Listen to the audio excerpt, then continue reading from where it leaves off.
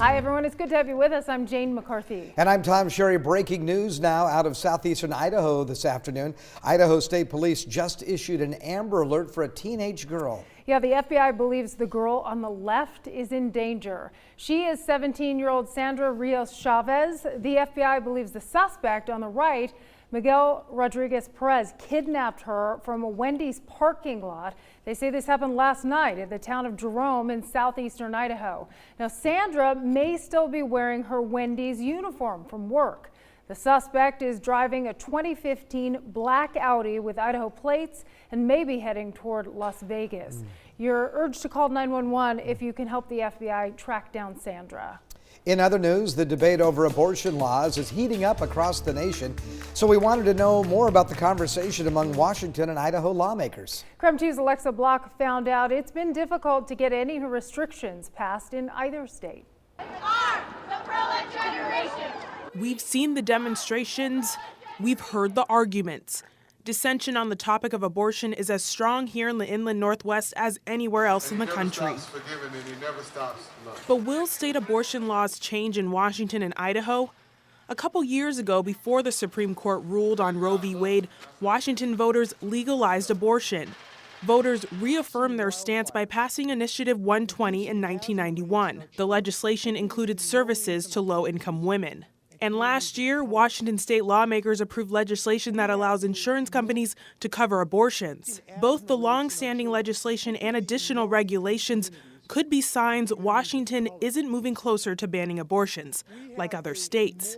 But that hasn't stopped some from trying. Representative Brad Klippert co-sponsored a recent bill to completely abolish abortion. It would certainly be an uphill climb, but to me it's a climb worth taking.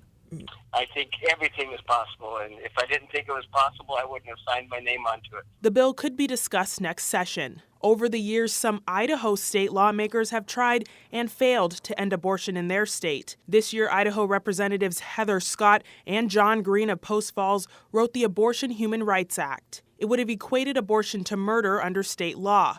Idaho currently has an exception in the murder code for abortion. Here's what Scott had to say back in March. Life starts at conception, and we're not moving that line. We're standing strong at that line. The Abortion Human Rights Act was denied a print hearing by the chair of the Idaho House State Affairs Committee. Despite the setbacks and difficulties, both Washington State and Idaho have lawmakers who plan to continue to propose legislation that will outlaw abortions. Alexa Block, KREM 2 News. In other news, police are investigating 2 shootings in the same place in the span of a month. In this latest, police say a man was shot multiple times this morning at an apartment complex in east central Spokane. Yeah, police tell us officers responded to the call in the area of East 5th Avenue and Fisk Street. It started about 9 o'clock this morning. The victim was taken to the hospital with life-threatening injuries. Officers don't know how many people were involved in the shooting. And by the way, this is the second shooting in that area in the last month. A man died in a shooting at the same address back in late April. Spokane police say they are investigating whether the 2 incidents are connected. Major crimes that investigated the first shooting and then this one to see if there's any correlation between the 2.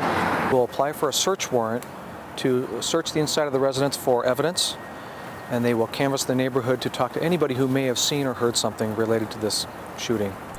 KREM 2's Shayna Waldtower is on the scene working on gathering new information on this most recent shooting, so she'll have more tonight in our broadcast at 5 o'clock. Coming up new at 5 today, a woman who survived a stabbing attack in April plans on sharing her story this Wednesday. Her name is Melissa Robertson. Her estranged husband attacked her and took off with their son. So we wanted to know if speaking out about her story will help other survivors. We'll send it over to Mark Hanrahan with more on what we're working on for our 5 o'clock broadcast. Mark? Yes, good afternoon, guys. As a general rule, we do not identify victims of domestic violence. But in this case, Melissa Robertson wants her story out there because she believes it can help other women in similar situations. After her estranged husband attacked her, Robertson was left alone in her home to die. But thanks to a panic button she had installed, she was able to alert first responders, and she believes that saved her life. That's why on Wednesday, Robertson will thank the first responders and the dispatcher who facilitated the calls. Because of that, we wanted to look into how this might impact other survivors. So coming up tonight at 5, we'll talk to experts about whether victims sharing their stories might encourage other victims to come forward and seek help. For now, guys, we'll send it back to you. Thank you, Mark. Switching now to weather, it looks like some showers could be headed our way. Yeah, we may see some showers, but I think we're going to see seasonal temperatures this weekend. Pretty good news as we begin to head towards the Memorial Day weekend. Let's get right to this right now. You look at the Doppler radar. We've got rain, but it's all occurring along the Cascades and on the west side of the state. No showers here yet, but I do think we'll see some rain possibly on Tuesday, at least some scattered showers, but it won't be a day-long deluge. We've currently are at 62 degrees. The wind's blowing pretty good out of the east-northeast at 14 miles per hour. We'll see wind gusts again on Tuesday up to about 20 miles per hour. So your day planner forecast calling for mostly cloudy skies. Temperatures expected in the 50s. 46 the overnight low. Partly cloudy skies on Tuesday. We'll look for a daytime high of 69 degrees with a slight chance of showers. And Jane, we'll look ahead to your Memorial Day weekend forecast in just a few moments. Right now, it looks like I'm tracking temperatures in the 70s over the unofficial start to summer. Wow, that sounds great. Thanks, Tom. Well, Spokane students could have a much easier time getting around this summer. That is if the city council passes an ordinance that would really let them ride STA buses for free. Yeah, it is the Spokane Youth Card Pilot Program, and it would allow District 81 students to access the buses and other city services like the skate ribbon free of charge this summer. If passed, the program would run from June 13th through September 15th. 4,000 cards would be printed in the initial trial. They would be available for pickup at Spokane Public Libraries.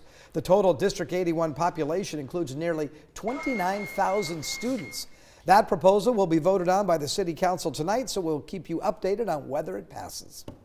All right, well, vaccination rates in the state of Washington, they're climbing in the middle of the nation's worst measles epidemic in 25 years. Vashon Island in western Washington has traditionally been known for its rural beauty, its counterculture, and low immunization rates. In the past 6 years, though, there has been a significant increase there in fully immunized children. 6 years ago, only 56% of the school district's kindergartners were vaccinated. So that increased by 31% in the 2017-2018 school year. The number of philosophical exemptions in Vashon has decreased dramatically, but overall there are still 11.6% of students whose families choose not to vaccinate their children, and that is 5 times higher than the median rate nationally. Well, a first-of-its-kind app aims to help a vulnerable community. A local woman says it's a resource for people in the transgender community. KREM 2's Kiara Elfallen explains why there is a need for this kind of app. Yes, well, Robbie Anthony is a software developer and the executive director of an organization called Solace. Thanks to her and a team, this app will soon be in the hands of trans individuals across the nation and later even Mexico. The app called Solace is a tool for trans individuals to help them map out their transition while getting the most accurate and credible information. About a month ago, Robbie and her team were involved in a competition that happens to be the only LGBTQ startup weekend across the world. They competed with groups from New York, the Dominican Republic, and even Canada, and took first place with this app. That's when they knew they had something special, and for Robbie, her personal experience as a woman in transition only made her realize even more just how important it would be to release this app to the world. I know how difficult it is to move forward on what's already a difficult road that is transition. And we interviewed a number of people and we found out that the financials are an aspect that holds people back, the community, but access to information is something that makes people unable to move forward. About 41% of people who are trans attempt to commit suicide at one point in their life.